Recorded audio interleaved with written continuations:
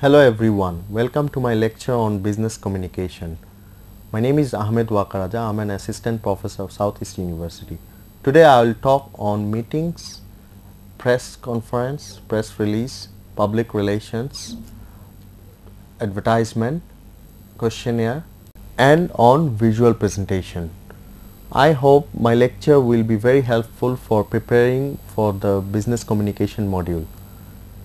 So I'll start on meetings. So meetings are very important in the business world, and nowadays not only we meet in among us in face to face, there are a lot of ways to meet as well. Like if we use internet, we can have a meeting virtually over video conferencing and all. So first we discuss on what are the different purposes of meeting.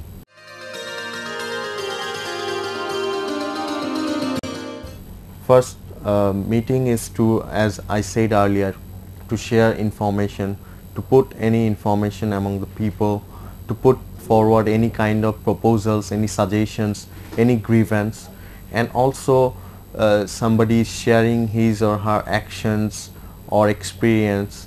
And if a company wants to take certain activities or how to coordinate particular actions, these are the things to be discussed in the meeting, and these are the purpose. Next, we discuss what are the different kinds of meetings.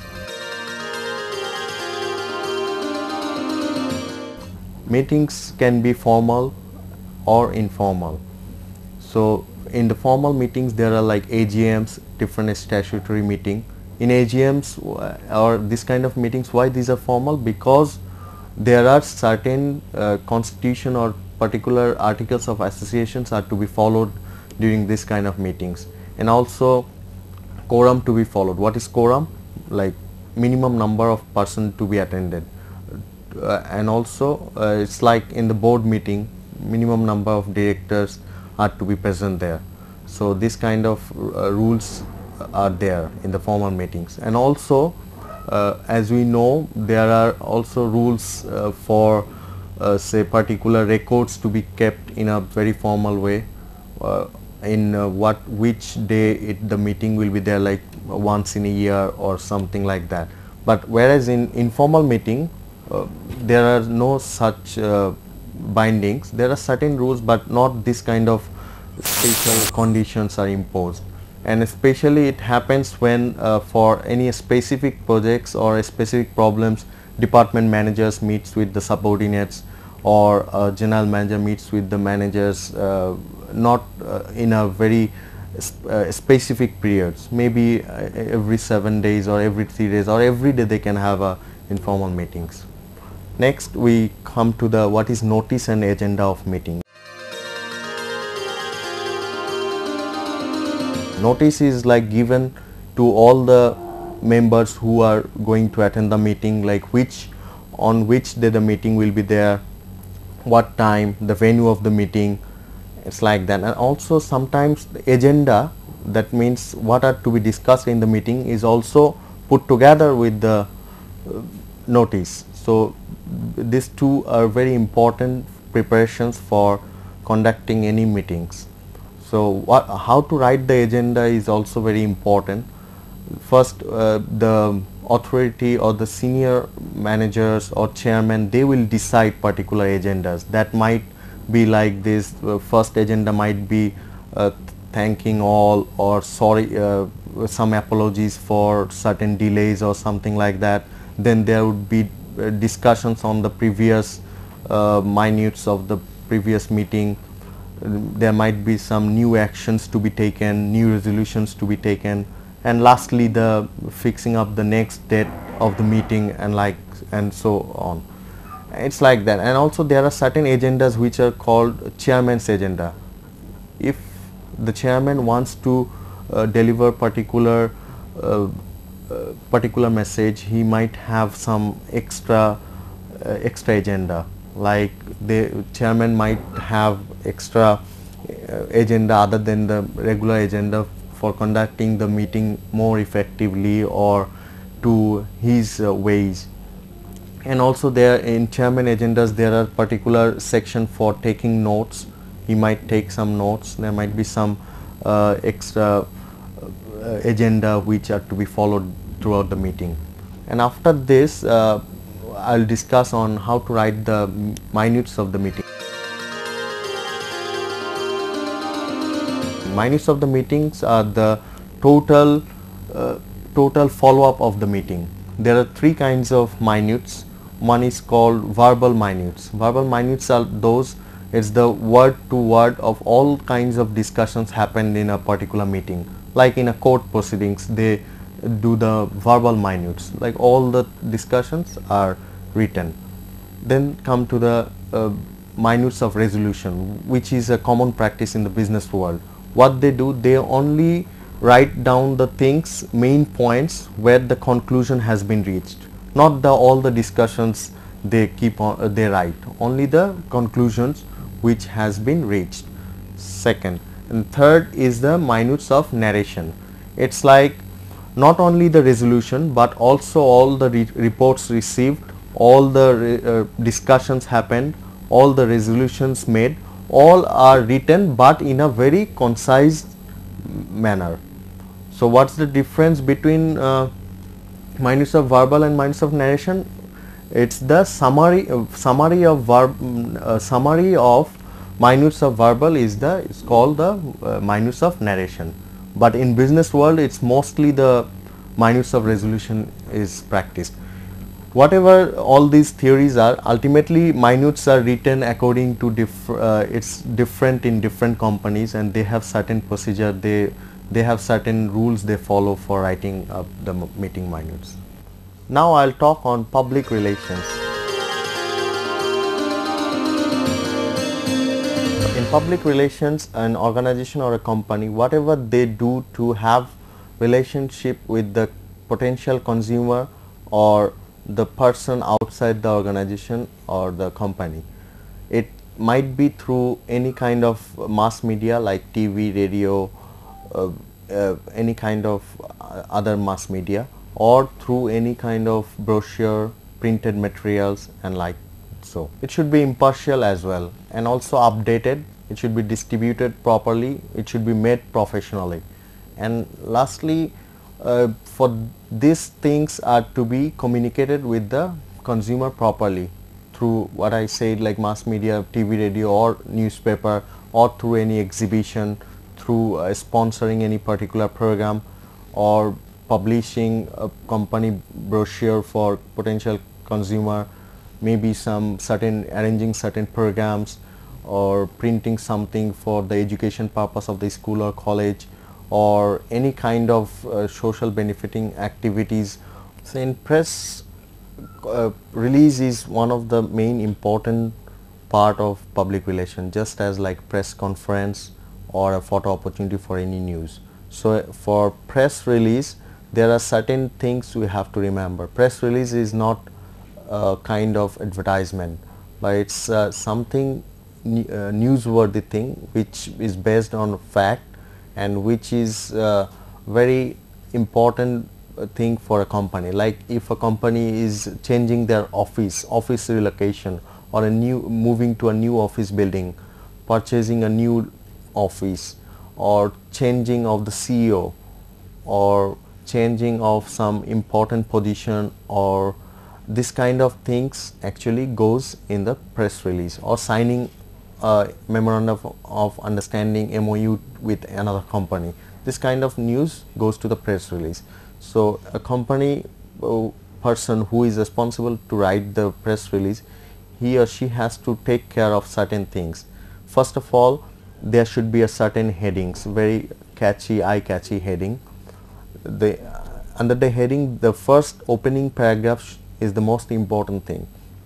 In that paragraph, the whole essence or the whole news should be reflected, because all the editors, all the viewers, editors, all actually focus on the first opening paragraphs, and then there might be some middle paragraphs which will describe the news, and lastly a nice concluding remarks or summary of the news, or maybe a comments from the CEO of the company. So there are certain guidelines, like we cannot use certain things which sounds like an advertisement. It should be written in a third person, like don't use I, we and all those stuff. And then secondly, the press release should be very small, brief, does not sound like advertisement, and very written in a very punchy style, very crispy, and using a short sentences, and should be very professional. So lastly, we will have to answer certain things like what is happening, when it is happening, where, who is involved, how it is happening. If these questions are answered in that particular small press release, then it is very professional. Now I will talk on newsletters. Newsletters can be two types. First of all, newsletters can be meant for customers, newsletter can be meant for the employees. For employees, different kinds of updates are given in the newsletters, like some birthday news, somebody is leaving the company, some new changes in the product or in the service, or different kind of changes, maybe internal office changes, some promotions, news, some news of somebody's marriage, anything, they give a certain update. So that is a newsletter for employees. Another kind of newsletter is for customers, different customers' views, opinions about different customers' information. They can have certain newsletter. Also, new product or services are to be mentioned in that particular newsletter, so that customer always get a very updated newsletter.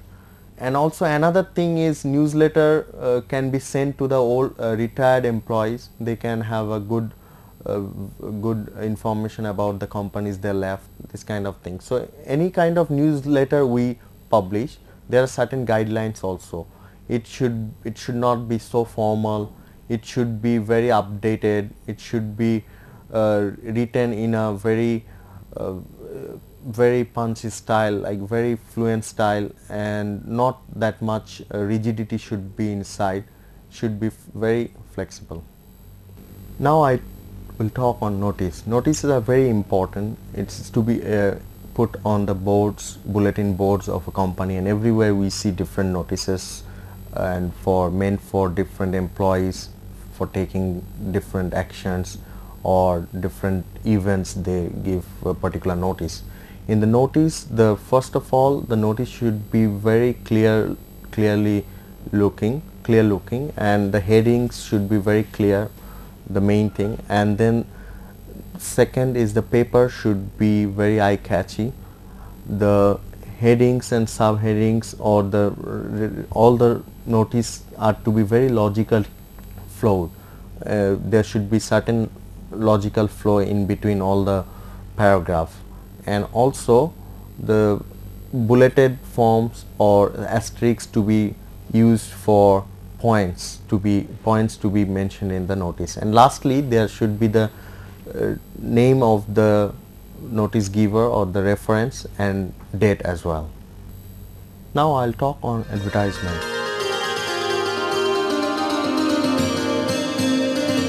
Advertisement is very important of any company. They need to give advertisement for making the consumer aware of their new products or services, for any vacant posts, for any kind of new events or developments happen. They can advertise that in the mass media, like newspaper, TV, radio, or whatever. So right now we are talking about printed advertisement thing, or even in the TV. So while doing the advertisement, we have to follow certain rules, that is called AIDA. So what is AIDA?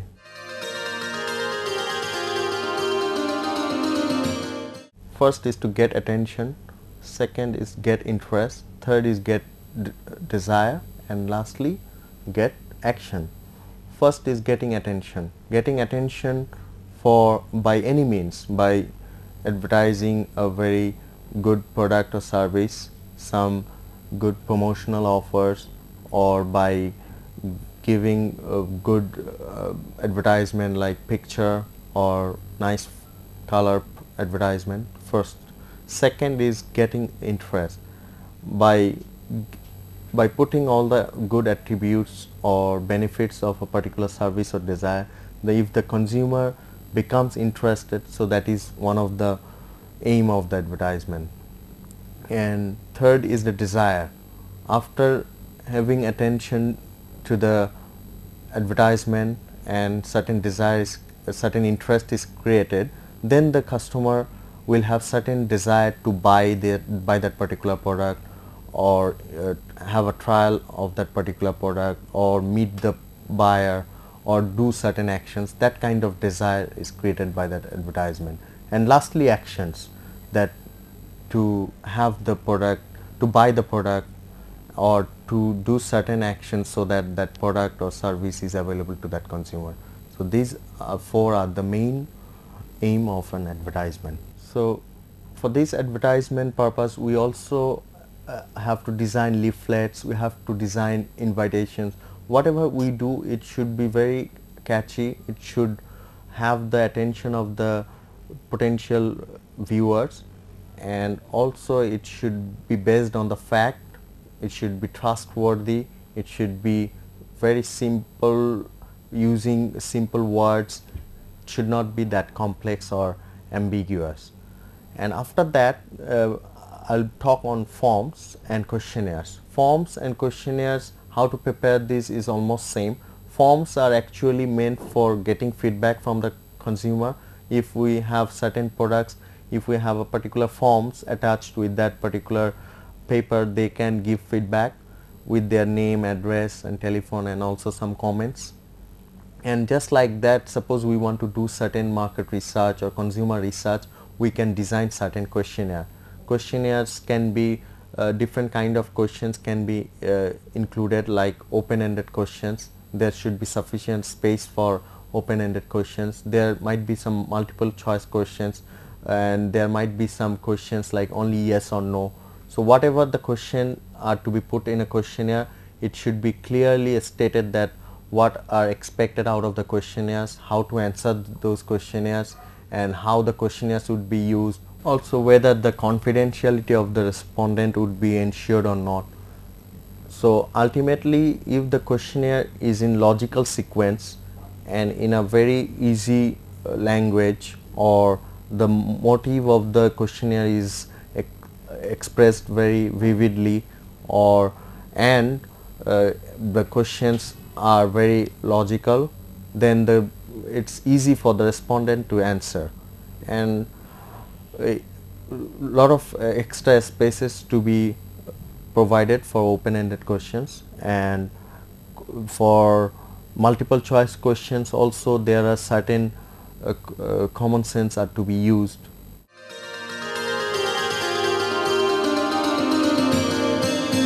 Nowadays visual presentation is very important, because right now suppose you are watching me, you are listening to my lecture, or you will see certain multimedia CD for your distance program. This is also part of visual presentation. So as you know, like listening or watching, hearing, smelling, these are the very small part of communication, but watching something through eyes is very important. So there are certain aspects or certain criteria for visual presentation. There are certain medias for visual presentation, maybe through different softwares, through multimedia projectors we can have certain visual presentation, through TV, through different multimedia things we can have certain visual presentation. So in those things also, suppose we can have certain pictures, certain videos, certain graphs, like even you can use pie chart, Gantt chart, bar chart. Those charts are very easy to comprehend a particular situation. We can also analyze a particular situation. We can compare with among different situations. So visual presentation is very important. Also maps are very important. Any kind of pictures, any graphs, or any new computer graphics is very important for visual graphics. And in visual presentations, these are the main tools we use in our modern days. Thank you all for listening to my lectures. Apart from these lectures, you have to go through the module and the books in detail. For any kind of further clarification, you can contact our office anytime.